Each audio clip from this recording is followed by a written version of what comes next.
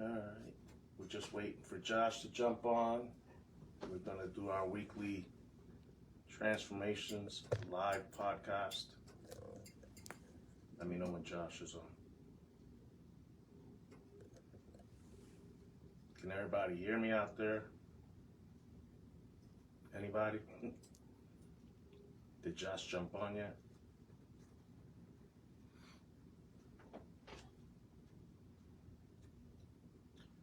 Josh, this is your cue, calling for Josh. All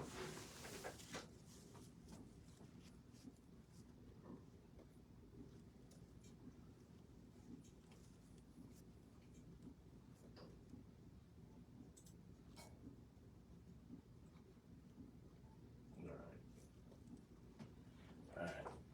Is Josh on there yet? Did you tag him?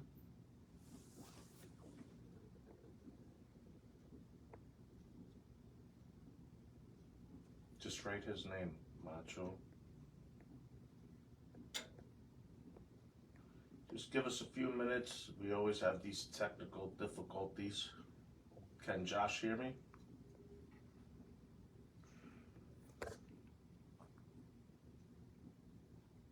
Because I can't hear Josh. Is he on? Did you bring him on?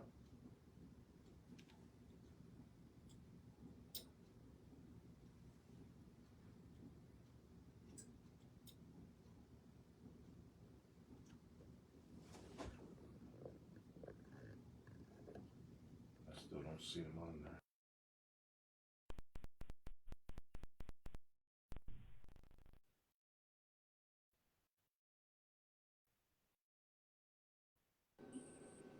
Josh, do I hear you out there? Yes, sir. Hey, what's up, brother? What's up? Here we are live on our weekly podcast for this week. We're doing it from home, which is different. So I just hope that everybody's able to hear us. I hope that everybody's able to hear us and are tuning in. We didn't want to go the week without having our live podcast, and you were very much into it, and you did want to make sure that your listeners and your viewers didn't miss this week's show. Do you hear me? Yes, sir. Okay. All right. It feels weird doing it this way because I can't see you. Mm-hmm. So I'm looking at my laptop right now, and I'm like, I don't even see it moving, so I feel weird just talking to this camera. But anyways, thanks again for joining me today, Josh. Joshua Camacho is my co-host for our Transformation Live podcast that we do weekly. It's usually every Sunday at 10 a.m., but due to Christmas being tomorrow, we have decided to take some time out this evening and do our weekly podcast today, this evening. So I really appreciate you taking the time out, Josh, and sitting here with us. So I want to start off. If you have something to say, Josh, you're more than welcome to say whatever it is you want to say. I just want to say, Merry Christmas to everybody, and that we were just trying to. It is a little different. It's something that we're both first time that we're doing it, but we just wanted to show you guys that consistency in the effort in the podcast. Just trying to show you guys that we understand that it's a holiday, but we still want to dedicate our time to fighting the good fight, so to speak. So we just wanted to let you guys know that we weren't going anywhere, and that even when times like this arise, that we're still going to do our best to get the message out. And again, I said this is very weird for me, so I just wanted to start the podcast off with a reading.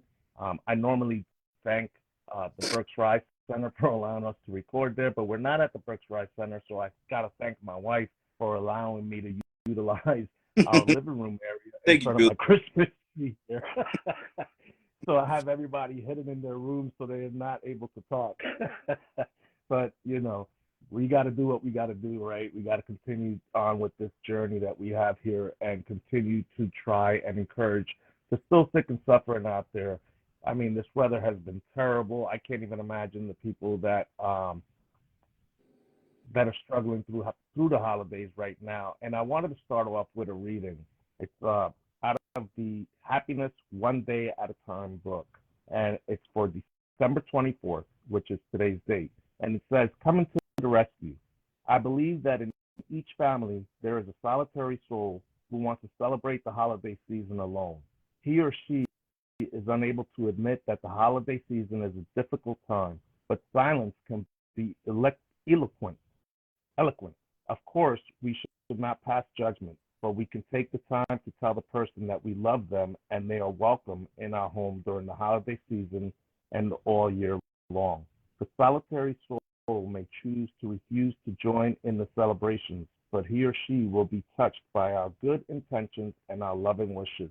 You know, I have my own personal situation that happened to me last night.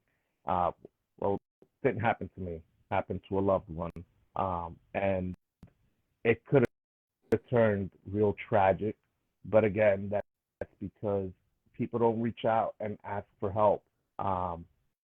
They think that they can get through all these tough times by themselves. And I highly encourage anybody that's struggling out there, trying to hide their pain with a substance, alcohol, whatever the case may be, just to think that they can escape life. You usually don't escape your problems, but you have a big possibility of losing your life in doing so. So, I just want you to chime in and give me your thoughts on that, Josh. Yeah, it's just not it's one of the things that we've been talking about since we started the podcast, that one of the hardest things to do is get over the pride factor or whatever is standing in your way and get to the spot where you can actually ask for help. And, one of the things that me and you talked about right away was the point of this podcast was to kind of try our best to break through and to be able to knock that, pride stuff to the side, because without asking for, without asking for guidance or asking for help, we never get it right on our own, especially for me personally. I know that for a fact that every time I tried it my way, it never turned out the way that I wanted it to. You need a support system. We talked about it a few weeks back, and it's huge. You have to have some sort of support system to be able to get through those dark times. And at the end of the day, if you don't ask for help, you don't receive the help. And at the end of it, you end up staying right where you are. Yeah, and I really appreciate you commenting on that, Josh. I cannot see my my laptop, Josh. So if anybody can message Josh on here that may need some assistance with anything, whether you need to find a place for treatment or if you just need somebody to talk to, my phone number is 484-772-7079. My email address is transformationslc14@gmail.com. And just reach out. You don't have to go through your problems alone. People that know me, they know I've been struggling with some personal issues with people that I do love, and I just want them to get it right. But just like I advocate out in the community about everybody else that's not related to me, I have to step back and I got to accept the fact that they too, on their time, will ask for the help.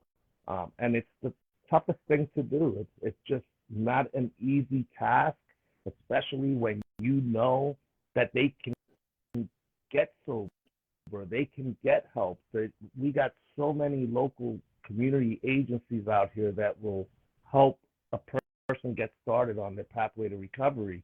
And you're just like, why aren't these people getting it? And it's deeper than just the addiction. It's their feelings, their personal feelings, the shame, like Josh just said. And there's so many different factors into someone just asking for help. And it's not as easy as everybody thinks. Absolutely. I mean, I think that I've noticed it a lot since I've been able to obtain some time and then, start working in the field.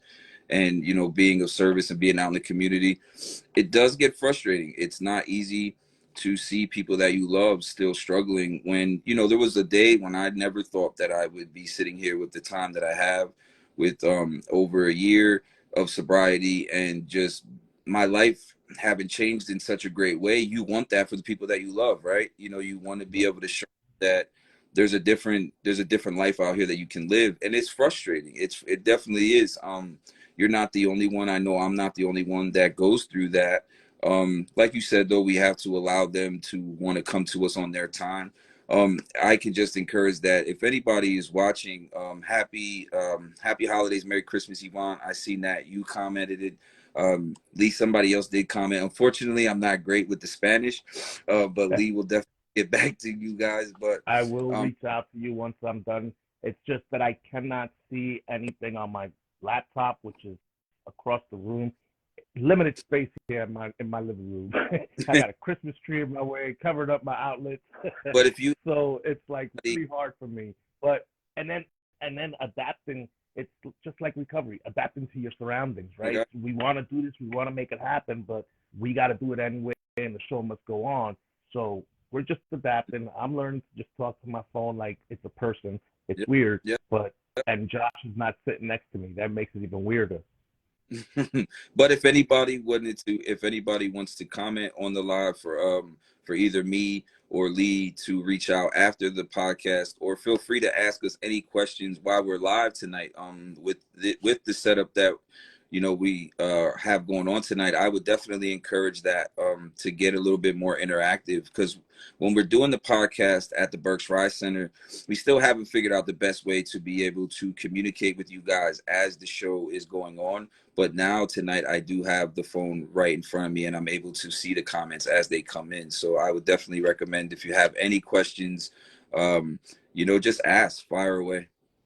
Yeah, if you have any questions on where to get help, how to get help, or you just need somebody to be by you to get you through this rough night of the year. Mhm.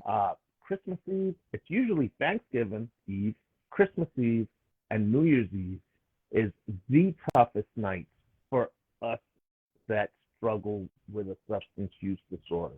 First of all, we have to face our families, right?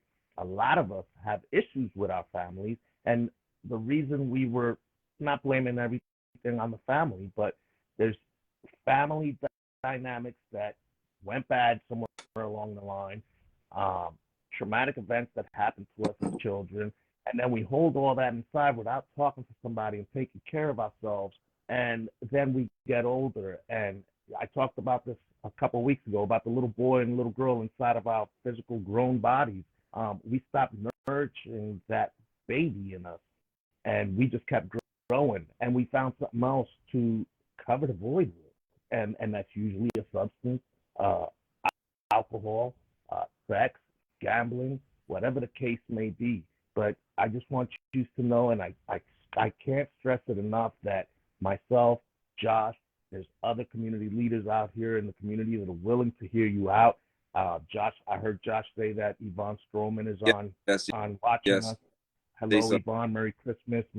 May God bless this new year coming for you. I know there's a lot in store for you. And anybody else that's watching, there's silent watchers out there. Mm-hmm. You know, throughout the week, I get little messages here and there from somebody saying, hey, I got this problem. Can you please help me out? Or they just message me.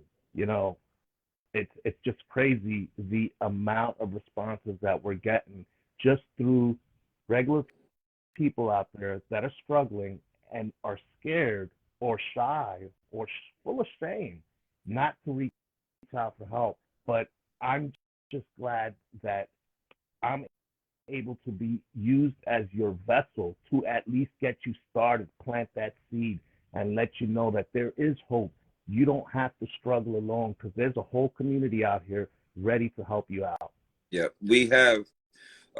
I've had multiple people. There's no need to put a number on it, but it's been a nice amount of people that reach out after the podcast is over.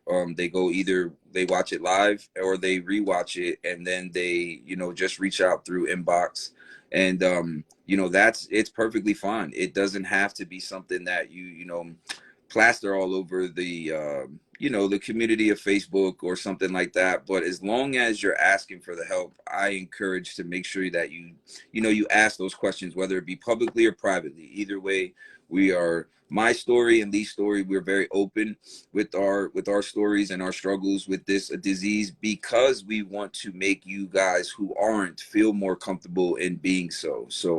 It happens over time though. But definitely Lee touched on it. Yvonne Stroman is watching. She is an amazing lady. She has some really good stuff to share, and she's one of the big guy, one of the heads down at the Berks Rise Center, where you guys could step into anytime and get information on recovery. And Lee, she says, "Merry Christmas. I'm looking forward to continue our voice of hope and love." And she's commented a few times. So just know that it's not just me and Lee. It's a community.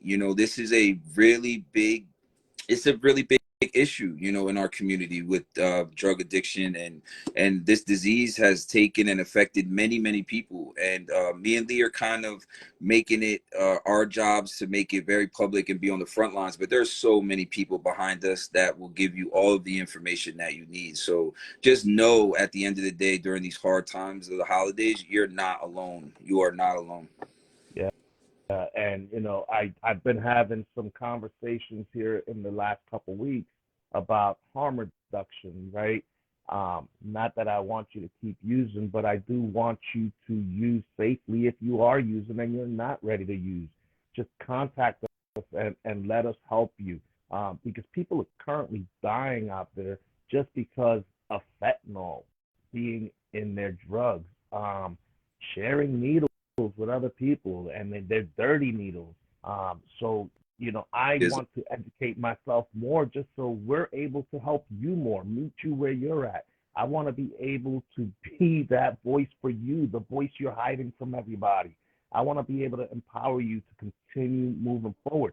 And the most important thing I want you to do is to continue breathing. right. Right. Uh, Absolutely.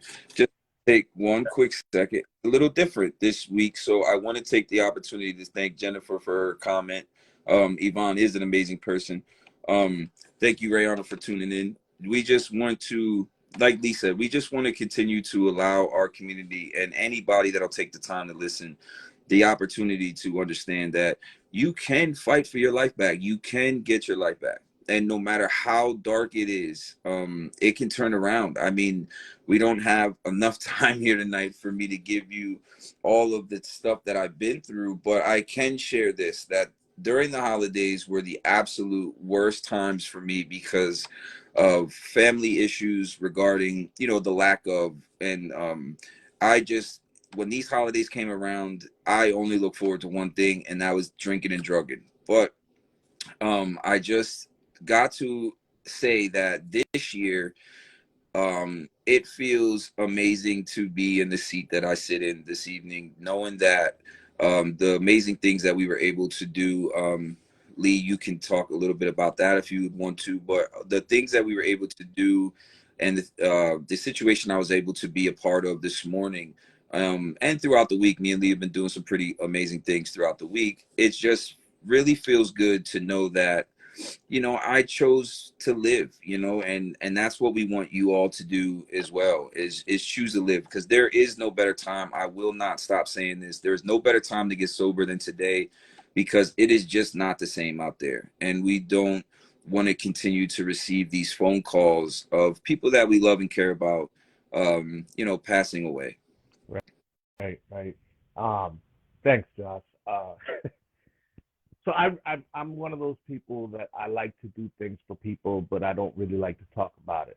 It's not about recognition, but it's about helping, right? But Josh did bring it up, and so this week has it's just been there's a lot of people in need out there, and without I'm gonna give you a little sample of how my week started. So a lady reached out to me, and she said that there was a family at the school that was struggling. They had some children in the house, about five, and they noticed that the kids were going to school. They were smelling funny, and they were missing socks. They were missing shoes. So the guidance counselor called them in. She asked them what the problem is. They talked to the mom. The mom confessed.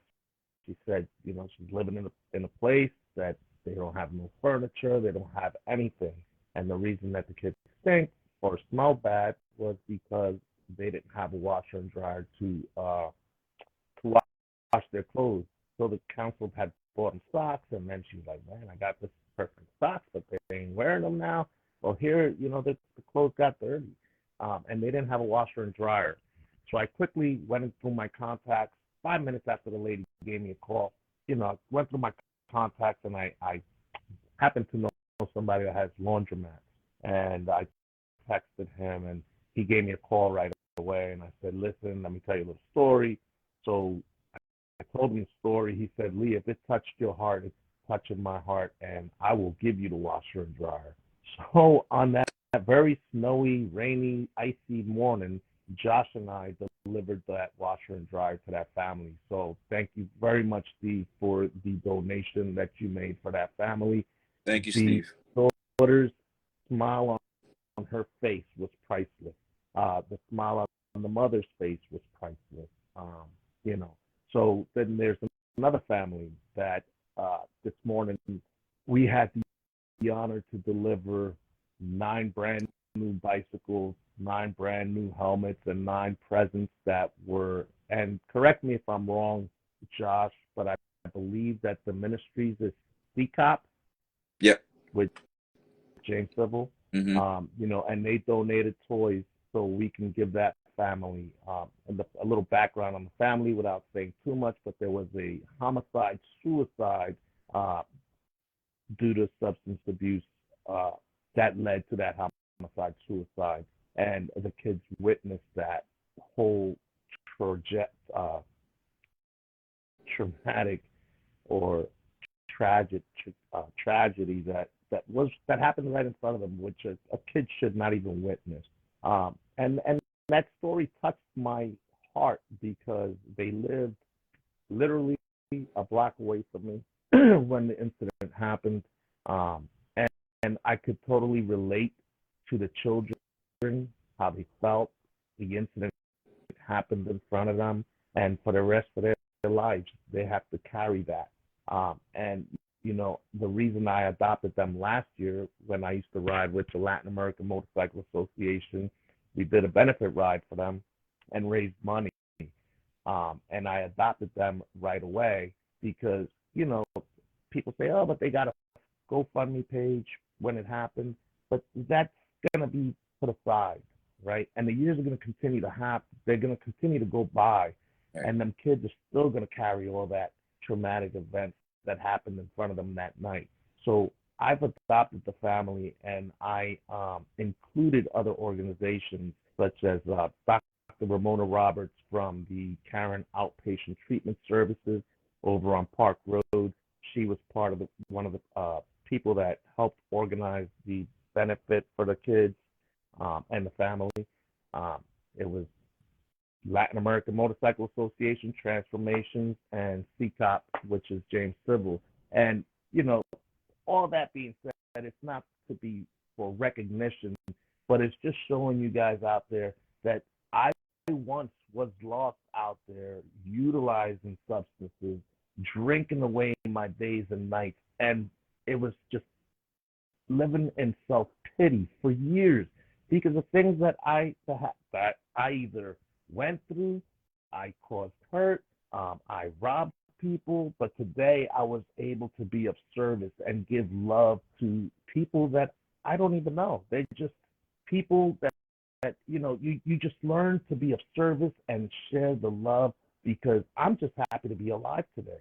Right. I got sober when I was 41. Here I am, I'm 52, and I remember when I turned 50 and I told one of my mentors, man, I'm struggling. At 49, I was telling him, man, I don't even want to be 50. I can't believe it. And he's like, dude, anything after 41 are bonus years for you because you were in your addiction and you could be dead. So that just gave me a whole different view on my life. Yeah. So I'm just very proud, honored to have the people that are in my life. My wife Julie, Josh, Yvonne Stroman. I mean, huge people in my life that I learn from. They encourage me, they support me, and they just want to do the same thing, just share the love. And Yvonne said something a few weeks ago, and I got to share that line again. Learn to keep that light on. And she's Yeah. probably going to correct the words because I'm sure I rephrased it wrong. No, But I pretty know close. it has something to do with keeping the light on. No, you're pretty But close. yeah, go ahead, Josh, because I don't want to keep talking because I could ramble on. You know me. No, but the reason why I mentioned it, for you to explain a little bit about what we've been doing, yeah, it's not for the praise or the applause. Mhm. I got out of it, being a part of situations and circumstances like that. I remember being so dark and being so cold and being so selfish, right? I remember just only thinking about myself. Even at the time, I still had a family at home, but I was still, to be very honest, in my active addiction, I wasn't worried about them unless I was okay with my drug, unless I had, the pills in the cabinet or I had the bottle in the basement. That's who I was, and that's who a lot of us are when we're out there in active addiction. So I wanted you, Lee, to explain a little bit about what we've been doing, because it can show, and it can show that how the heart can change. How no matter if it's covered in ice, today, you can start to chisel that ice off and change. And it's felt so good. I can't even explain it, like how amazing it felt to be a part of delivering the washer and dryer, and this morning to see the kids, especially the kids, for me personally, the kids that are affected through parents that suffer from this disease will always sit firm with my heart, because what the way that I grew up, and for the way that I neglected being a father. To be very honest, I wasn't the greatest father for a long time. I've had kids for a while, a long period of time, but I wasn't a father until pretty recently, because I was still stuck in those selfish ways. But I'm very brutally honest about my story and about the things that I've been through, because it's possible to change that stuff. Like, you don't have to just, like, think about it as far as a movie or a book, right? There's always that part of the movie that gets pretty down, like, the if it's a superhero movie, the superheroes start getting their butts beat, but then eventually they all come together, right? It sounds cheesy, but it's true. It's just a chapter. I chose not to make how I lived the way that I'm remembered, right? And that's like what I stand on today. And that's what I wanted you guys to hear about, is the way that people can change, because it's really quite amazing how I've been able to have this 180, because I still receive texts from personal relation from people that I had personal relationships from years ago, that are, all of them very much supportive, but still very much so shocked, some of them, the way that I've been able to kind of change my life around. And I feel amazing. And the way, one of the biggest things that I want to do is, I wish I could make anybody struggling feel the way I feel today, because I believe strongly that if you could feel what I felt this morning, and you could feel what me and Lee felt that rainy, snowy, ugly day, it would be enough to make you want to put that stuff down. hmm hmm and you touched on something. I just remembered before I left this morning to deliver those bikes. I texted my oldest son, and I told him I love him. And the reason I did that was, and I always think about this when I do stuff like that out in the community. As a father, uh, in my addiction, I wasn't a father. I was present here and there. I showed up every once in a while. Um, so for me, when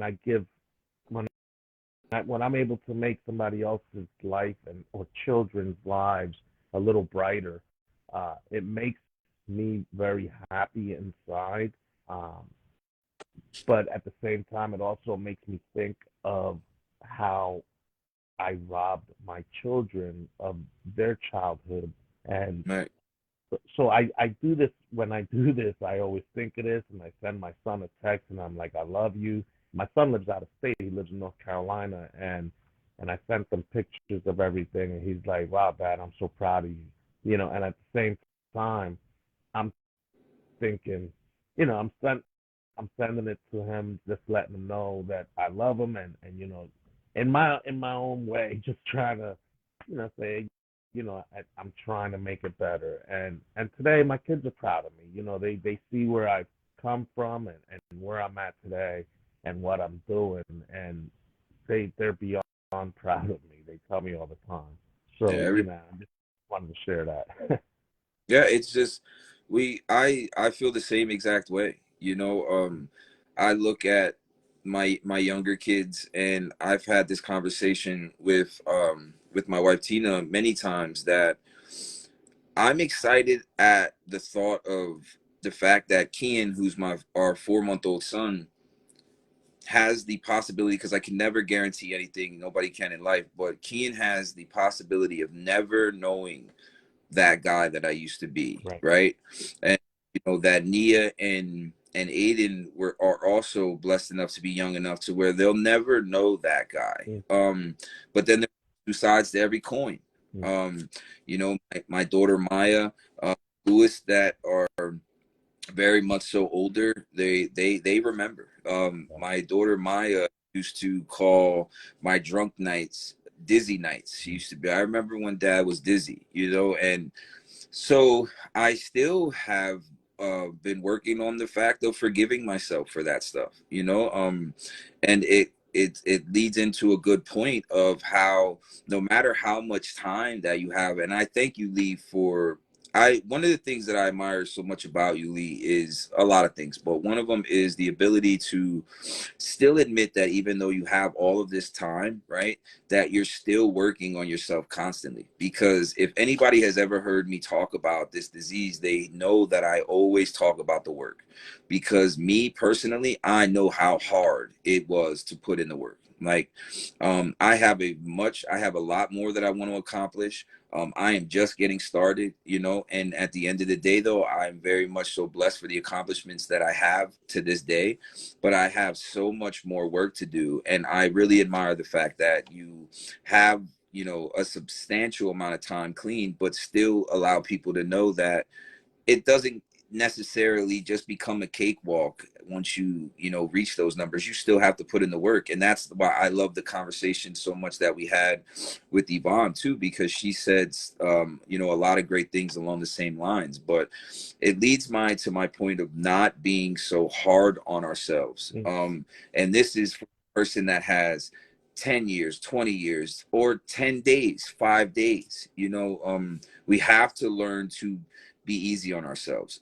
I am practicing what I preach right now. I do on a regular basis, because I am my worst enemy. I get so overwhelmed when I feel like I let people down. I just have my entire heart and soul is in the recovery process and helping my community and anybody that will allow me to. But I have to also remember to be gentle with myself, and we all do. yeah. Thanks for sharing that, Josh. As you were talking, I just like drifted off to our little ride the other day in the truck, Mhm. which I felt bad after we parted, because I felt like I was a little hard on you. if you if you remember what I'm talking about. Yes, sir. Uh, Yes, sir. yeah. So you know, sometimes you have to give it to people raw so they understand. And I'm that guy that just comes right out and says what he has to say, and that's that. Um, there's no, oh, I hope you're okay with it. Right. It's just Right. you hear it, and then you're gonna process it and do what you want with it. But I know that it helped you, and the words that I gave you hit you in the face, but you were like, okay, I'm okay Yeah, with but it. always been that type. You know, in this process, in life, I've always been the type that, you've always had to come at me as raw as you can. I never like that, babying or, patting yourself on the back. I'm not saying that it's not a good way to approach to take with certain people. It just doesn't work well for me. I knew exactly what you were saying, and you know why. We can easily bring this up is because why I've looked the way I did, right, is because a lot of the stuff that we need to hear isn't what we want to hear, right? So then when you take it into the early aspects of all the way back to the beginning of this live of asking for help, just getting to that ability to be asked to ask for help, we don't want to hear that. We don't want to hear that stuff. We don't want to hear that we're not doing everything that we could do to get our life back. You know what I mean? So a lot of the things that we need to hear, they're never the greatest, but if you do what you're supposed to, which is take it, let it marinate, process it the proper way. And I've learned that over time. A few years ago, you would have told me that, and with Tina as my witness, that whole truck ride would have been a lot different because it would have been an argument. It would have been like, Right. no, I don't know what you're talking about. You don't understand. You don't get my side of Right. it. But I've learned you have to be able to take advice in this process, and that's the one thing that we keep telling everybody as well. And one thing I always talk about whenever people hear me speak or giving advice, I always talk about forgiveness, right? You have to allow to forgive yourself for everything that you feel so shitty about. You have to be able to forgive yourself because then the process begins where you have to start forgiving other people. Um, so, learning to love you, you're knowing that you're worth living. Um, so for you guys that are out there struggling right now and feel like shit, because I know that feeling like shit, don't want to be around your family. They just get you irritated. It's easier to just go use. I know that feeling. Um, but if you just allow yourself to just take a moment and truly forgive yourself for all your wrongdoing, and then start forgiving those people that did all their wrongdoing to you, um, then you can start working the process. But none of that is going to happen if you don't make that decision to ask for help. You know, if you don't want to ask for help, all you got to do is walk into the hospital, ask for the hand warm handoff program over at the Reading Hospital. Yeah. You just walk in, say, I just need to start my pathway to recovery. Please send me to treatment. I don't want to use no more. You know how many people have started their recovery process on Christmas Eve, New Year's Eve, New Year's Day, just because they know how to mess the holidays up? By the end of the night, you can guarantee that there's going to be a viewer on here that's going to make the holidays really bad for somebody. And if you're still actively using, you probably won't be here tomorrow. Yeah. So I hope that that's not the case, but that's speaking truth to you. If you're thinking about using, just know it might be the last time you use. It's really cold outside. Last night, I don't know. Did you ever find out what the numbers were, Josh? No, I tried to look, but I didn't find any. Yeah. So last night was brutally cold out. When I woke up at 2 o'clock, it was 2 degrees, and I was like, "Wow, that's cold." Just to think, and I'm just gonna share something with you, something personal. So someone reached out to me on Facebook. I woke up this morning, and a loved one of mine, she was found knocked out on grass outside of a bar. She had gone in and she was drinking in that bar. I'm guessing in her mind, having a great old time. And she left that bar and walked outside and just fell over by the grass. In my mind, I'm just thinking to myself, maybe she just went over there to throw up and just passed out. Well, she passed out all right, and she nearly died. If she wouldn't have been found by the person that seen her leave 45 minutes prior to when she found her, she'd probably be dead today.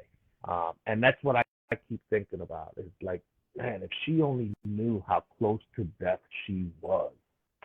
And that person reached out to me on Facebook and said, hey, I found such and such. I need family members to get in contact with her. You know, she found me through Facebook, obviously, because she met her in the bar, blah, blah, blah. But just, I can't even imagine or fathom that they even think that this is normal. Um, and that's just, it's very sad to me. You know, I dropped some tears this morning, and just because the reality of it is that they just don't think it's that serious. But it could have Right. been serious. She could have not woke up today if that lady would have kept driving and not noticed her in the grass. Um, so so that's just it's insane. And it was, you know, today's Christmas Eve, and yesterday you're having a good time. You think he's having a good time, and just like that, you could have been dead. Um, Yeah. that's reality. That's just I'm We sorry, can Josh. we no, don't ever don't apologize. And we can always find an excuse, right? Like if I'm not gonna go and try to get treatment today because it's Christmas Eve. I'm not gonna go today because it's Christmas. I'm not gonna go because it's New Year's Eve, New Year's. Well, you'll always find the excuse if you're looking for it. You know, I've said, well, I don't want to go today because it's Wednesday. You know, the Flyers are playing. Like you'll always be able to find, that excuse. Problem is that you're not guaranteed, for every excuse you find not to go get treatment, you're not guaranteed that same second chance at life, right? And if you, unfortunately, one, first and foremost, thank the Most High that that the individual is still with us, but at the same time there was others, I can guarantee you guys, that weren't as lucky, that unfortunately that phone call went a different way. And it's what we hate hearing. For me personally, I, at one point in time, Dr. Centrell just joined our live. Hi, Dr. Hey, Centrell. Dr. Oh, Central, Merry DC, Christmas. DC. I remember early on that I was, at first I didn't know that what I was using was fentanyl, right? Then all of a sudden, I'm not gonna lie, the insanity of the disease and that that disconnect from reality, like you're talking about, Lee, is I then knew that the pills were pressed. I knew that every time I took one of these pills, right, that could be the last time that I ever take a pill. But I was so far gone and I was so down in a dark place that I still made that phone call. And for about 6 weeks, about 6 more days after that, I still continued to take these drugs that literally could have destroyed my family. Because now today, all I think about is how blessed I am that Tina come down into my basement and find me face down unconscious and gone. And I couldn't even imagine, what that would have did to her. And that's what I also challenge anybody who's still sick and suffering, is to open up your mind a little bit deeper, to think about, I know how it feels. I've said it 100,000 times. Nobody cares about me. Nobody cares whether I'd be doing them a favor if I was gone. I guarantee you that's false. I guarantee you that somebody will be devastated at the loss of you, and they love you. And because I remember sitting in my basement, in the very basement that I'm in right now, and thinking I'd be doing Tina and my kids a favor if I just took the rest of these and I got out of here the hard way. But in reality, the reason why I thought that was because I was too scared to ask for help. I was too ashamed to ask for help. Again, I was too afraid to start putting in that work. And I'm just very thankful that I didn't go that route. And what ended up happening was I told Tina, I said, I can't do this anymore. And I still had 5 or 6 of those pressed pills left. and Tina watched me flush them in the basement that I'm still sitting in. And, you know, this place that I'm in right now means a lot to me. And because I've gone through some really dark times down here, right? So it's why I chose, that's why I wanted to do this down here with you tonight, Lee, because I wanted to create a different memory down here. I wanted to be able to replace those terrible, terrible nights with something amazing and something positive. But just know that somebody will care. Somebody will be devastated if you, even if you don't believe it, because somebody loves you, you know. And if nobody does, I do. I care. Please call me. 484-926-8358 is my phone number. Macho Camacho on Facebook. My email is transformationsjosh.23@gmail.com. And I care. I love you. And I want to talk to you. And I want to tell you how amazing life can be, because I'm going to share with you how disgustingly nasty my life was, right? But that's past tense. And I just want you guys to really start loving yourselves, because like I said, if nobody else does, I do. And I want you guys to understand that you're worth living. Josh, I love your transparency and the way you talk about your life. It reminds me a lot of me. Remember, I always tell you, your life I can relate to so much, and the way we lived. But I love the way you express yourself about life today. I love the way you express yourself of the way life was, and you keep it real. You keep it real green. And as you talked about where you are at this evening, sitting down in the basement that you once used at, I couldn't help but think to myself, man, I'm sitting next to this Christmas tree and it's still standing up. I remember, you know, I'm sure my daughter probably see this video later on, but there was Christmases that I destroyed. You know, there's presents under this Christmas tree. There's still light bulbs and these little ball things on it, ornaments. So they're still on there. But there was mornings I would get up and my Christmas tree would be out on the front lawn. There wouldn't be no presents, like I told you guys before. I would cut out clippings from the inserts of the newspapers and tell my kids, "This is what I'll get you, and I'll get it for you later." And I used to hang it up on the refrigerator with magnets. They'd tell me what they wanted, and then I'd clip it out and just hang it on the fridge. And that's pretty damn embarrassing, and pretty hurtful to children. So I just thinking about that I'm sitting here next to a Christmas tree that's still up with my wife, and we're good, and I'm not causing chaos. Yes. I'm not gonna wake up in the morning and a chair be stuck in my ceiling. I'm not gonna urinate all over my Christmas tree. I'm not gonna tell anybody off tonight. I'm not gonna make somebody else feel uncomfortable. I'm not gonna grope up on another man's wife. Right. Right? The shit Right. that we used to do, out of pure craziness that comes from the substance and alcohol. Right? It's just amazing to me how different life is without it. Yeah. We Tina and the kids are at a get together, right? I absolutely adore members of Tina's family. Certain ones, all of them. I love them all, but I have a different relationship with some of them. But um, I was able to take the opportunity tonight to. I made the decision to stay home. I made the decision to stay home because um, I didn't necessarily want to put myself in that environment tonight, right? Like for me, it was a party for New Year's Eve, for Christmas Eve, New Year's Eve. I'm sure there would be some alcohol there, and it wasn't something that I felt like the temptation to use would be there. I just had a unbelievable peaceful day, and I knew that we were going to do this. I just made a big boy decision for myself tonight. I told Tina to allow everybody to I apologize I didn't want anybody to feel away, but I just made a decision that was best for my evening, right?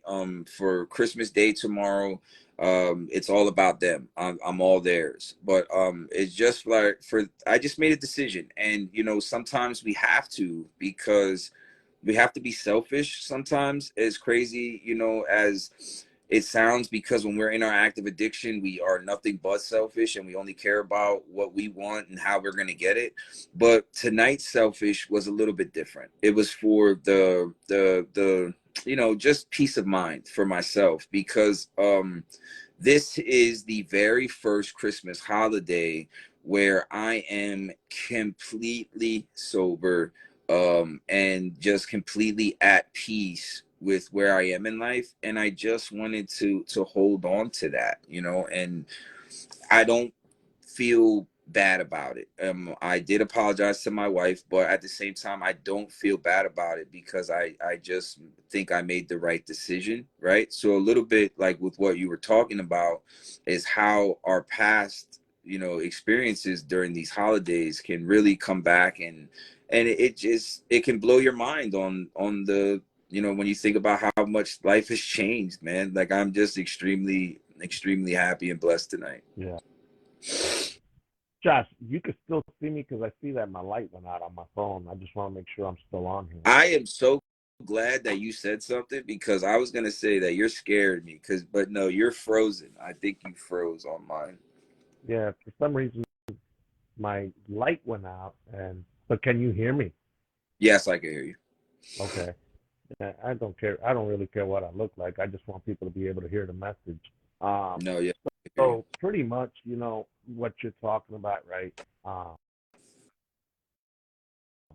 is it moving? Okay. Yeah. So we could all Back now. relate to that, the bad, the good. I just, my main goal is that whoever's out there struggling, because we know there's a lot of us out there that struggle in silence. And like Josh said earlier, reach out. I want to congratulate the few people that have started their journey in recovery, that have stayed in contact with me over the last few weeks, and are still sober. There's a person that I know from Birdsboro, and they have 3 years sober right now. There's a person out, I believe it's in the Mount Penn area, and they have 3 weeks. So congratulations to you, Congrats. and that's all because of reaching out. There's a lady that had reached out from Florida that, she's got some sober time under her belt right now, and she's staying away from everything. So, I want to Yeah, congratulate you, but again, that comes down to you accepting that you need help, raising your hand up. And I believe that the one person was referred to me by her friend, and all she needed was some guidance. And remember that there's always reasons why people get pushed for help. And driving driving is one of them. You don't want to get into your vehicle on these holidays. Just without a substance, you're going to get pulled over. Just imagine adding some substances in your body. How much faster you're going to get pulled over, or you're going to crash into somebody, or you're going to crash and die. So think about those things. Be responsible. If you're not a person that believes that you have a problem, then make responsible decisions. yeah, and just know that, well, I've gone as far as um taking a few people over to the hospital, that the hospital program that Lee has talked about. So um I can't stress it enough that just know that you're not alone. Once again, 484-926-8358, Macho Camacho on Facebook. If you're watching this, you have Facebook, you can contact me and we'll figure it out. My go-to line is, I promise that I will get you where you need to be.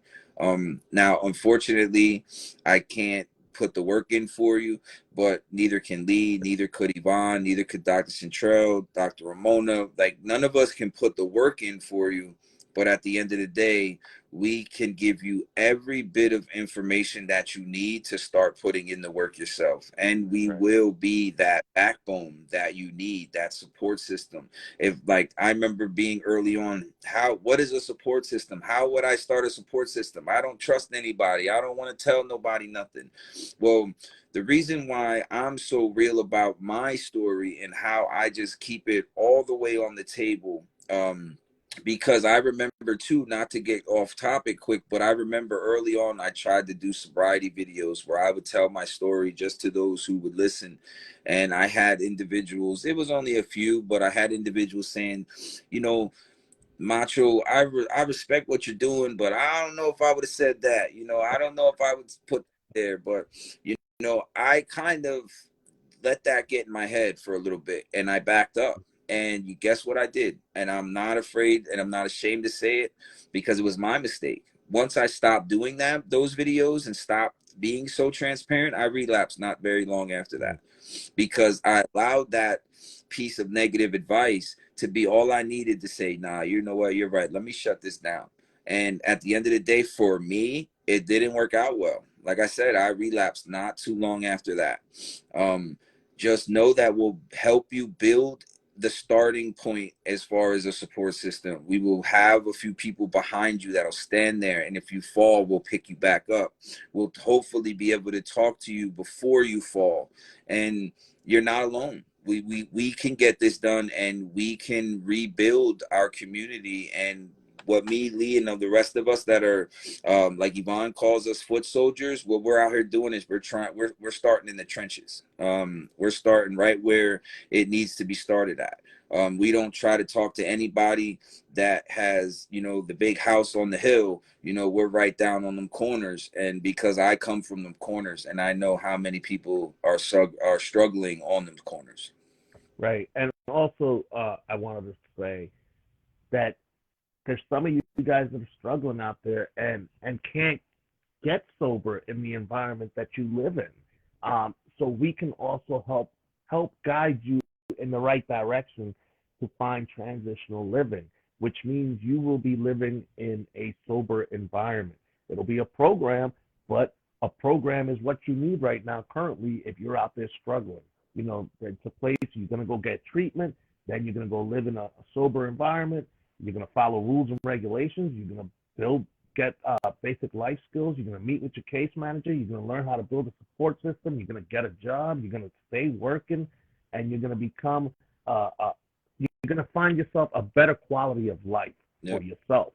And then you're going to become somebody that other people can rely on, people that you love, people that love you, and they'll see a new person. And you'll be able to encourage and give hope and strength and encouragement to the other people out there that are still sick and suffering as well. Yeah, I used to listen to a few individuals that I had very close to me that were in recovery, and I thought to myself, man, I want to be them. I wanted to be Mommy Tina. That's my person. I wanted to be her. I wanted to be able to do what she did. But for a long time, all I did was say that. I didn't do I didn't put the left in front of the right, not whatsoever. And all I was talking about, you know, is just dreaming. All I was doing was dreaming, you know, without action. All it is a dream, you know, but I'm telling you, if I can do it, you can do it. And we're here to help. And the transitional living program part of it, I'm a big advocate for it, because it literally will give you all of the information that you need about yourself. Because if right away that was like, oh, I don't think I could follow rules, or I don't think that I could live in a situation like that, well, there's no way that you can live out there then. There's no way that you can live in the real world. And in the transitional living programs, what it does is really, to break it down to the basics, is it gives you an opportunity that once you walk out of the transitional living program, whichever one it is, it gives you the opportunity to be equipped to live life on life's terms. And it gives you that ability to start fighting back in the right ways. And to be brutally honest, it gives you a whole new environment to get to know yourself and other sober people that can learn to build relationships with each other and learn how to do sober activities together and meet other people in recovery in the community. Because currently, you probably only know people that use and drink, right? But if you allow yourself uh, to be introduced to this community of people in recovery, you will be truly blown away by Mm-hmm. the freedom that you will find yourself in. Mm-hmm. Right now, you're currently stuck in hell. You're literally stuck in a hellhole, and I call it hell because I lived it. Mm-hmm. And I always tell Josh, I just want to get people out of the same hellhole that I once lived in. And I'm very passionate about that. You know, sometimes I'm always working. Josh will be the first to tell you. Lee's always working. My wife will be the first to tell you. But my goal is to continue to help encourage people find recovery. That is it. You know, again, my phone number is 484-772-7079. My email address is transformationslc14@gmail.com. You could always hit me up on Messenger. I've, you know, helped assist people stay sober right on Messenger. Like I said before, I have conversations before I leave for work, and I get up early. You know, sometimes 2, sometimes 3, and if you need to talk to somebody, I'm here. I'm able to carry a conversation and message back and forth with you, give you the tools that you need to get you started for that day, um, and stay sober. That's the most important part of this whole podcast, is that we want to encourage people to remain sober, that there is no reason that you have to pick up a drug or a drink today. So I have an announcement, is that next week on Wednesday, Josh, would you like to introduce our speaker for next week, since he's your... Oh, you know I do. So next next Wednesday at the Berks Rise Center, we have Tina Haynes. She will be the speaker at our speaker event, and I promise that you don't want to miss the story. She has 26 years clean and sober. She does amazing things for the community. She's just a wonderful person, and the message of hope that she dishes out is just one that I really would love anybody that is sick and suffering, that is still early on in recovery, to please come down and join us. It's from 5:30 to 7:30. Tina will start speaking probably around 6 o'clock, but please join us. There would be so much information, there will be so much emotion in that room on Wednesday, and I really do believe that it will be beneficial for anybody who, even if you haven't made the decision to start your sober journey yet, that is the night to come in. Right. And just so everybody is aware, this is all taking place at the Berks Rise Center, which is 7th and Oley. Eighth. But 8th and Oley, I'm sorry. 702 North 8th Street. But just park around back, which is the Nickel Street side. It has a parking lot there. We do have refreshments, some snacks, some pizza, probably, maybe some food. Depends on what we order that day. But just come on out, listen to this powerful story. And then next week as well, we will also have our podcast, probably Saturday, because it will be New Year's Eve. And I definitely want to continue to address the people that are still struggling. That's my hope, is to get some fish out there and just lure them in, and give them the help that they so rightfully deserve. You guys all need a new life. You don't need to suffer alone. There's a whole community here with open arms ready to help you out. Not just myself and Josh. We're not the only 2 heroes out here. There's a whole community full of heroes out here that are willing to help guide you in the right direction. Absolutely. I remember when somebody called me a superhero, and I was like, I ain't no hero. But, you know, I've heard the term used a lot in the community, and there are a lot of superheroes out here that just want to help people and encourage them to get sober, find a new life, You know, if you're on probation and you keep messing up and you know the reason why you're messing up is because you keep using, I can help you out. 484-772-7079. Email address is transformationslc.14 @gmail.com. If anybody wants any hoodies, any shirts, any caps, any tumblers, hit me up. I have all kind of recovery things on anything you want. I also have the Transformations Podcast Live tumblers. My wife, she does all the designs on them. She'll put your sober date on it. She'll put your name on it. T-shirts as well. So whatever you want, just hit me up and I will hook you up.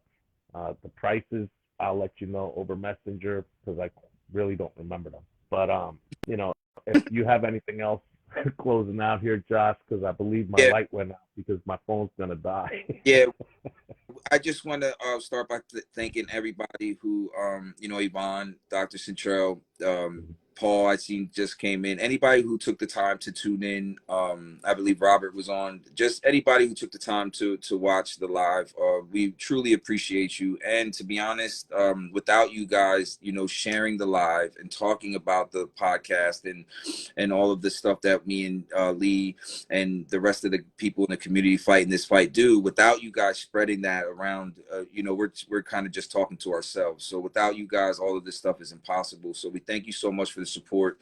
Macho Camacho on Facebook, if you want to reach out to me tonight, tomorrow, whenever. 484-926-8358 is my phone number. If you're an email type of person, transformations with an S, josh.23@gmail.com. Merry Christmas to everybody. Please remember that we love you and we will see you guys very, very soon. Yep, and like Josh said, Merry Christmas to everybody. Love yous all. If you're struggling, please hit me up. Stay out of that cold weather tonight. You know, it's still cold. It's still deadly.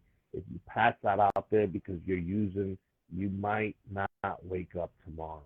I'm telling you. So please just listen to some of these words that we're like trying to give you. It's not easy when somebody is trying to give you advice to do the right thing, and I know how hard it is. I had so many people talk to me when I was in my addiction, and I just ignored them. And here we are. We're like fighting for you to just give us a call or message us and just let us know, hey, I need your help. I never would think I won't. There's no judgment. That's what I'm trying to find. There's no judgment here. I'm just here to help guide you in the right direction. For all the people out there that I do love, I love you all anyways, but my close loved ones, I pray for you all. I just want you to continue reaching out to me. And however I can help you, just let me know and I'll do my best to help you. All right? So with all that said, Merry Christmas to you all. I do want to thank the Council on Chemical Abuse for the financial support that they give me over at the Brooks Rise Center for my speaker series. We had an awesome speaker at PA Counseling this Thursday, and that was the Spanish version. So for you Spanish-speaking folks out there, you guys can always check out my speaker series at PA Counseling, and I will put out flyers for the next event. But with all that said, good night. Love you all. Josh, thank you again for doing all you do and all support and everything that you do for Transformations. Thanks, brother. No, never thank me, man. Merry Christmas, everybody. Thank you guys again. Merry Christmas, Jerry. I see you popped in late. Rihanna, thank you so much for love and support. We love you guys. Merry Christmas. And from Transformations, just know that we'll be back soon and we'll continue to do what we need to do. If you need to call tonight, call me. I challenge anybody who's still sick and suffering that sees this video.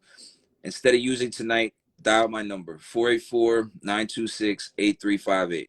Thank you guys so much for all the support, and we'll see you soon. Peace.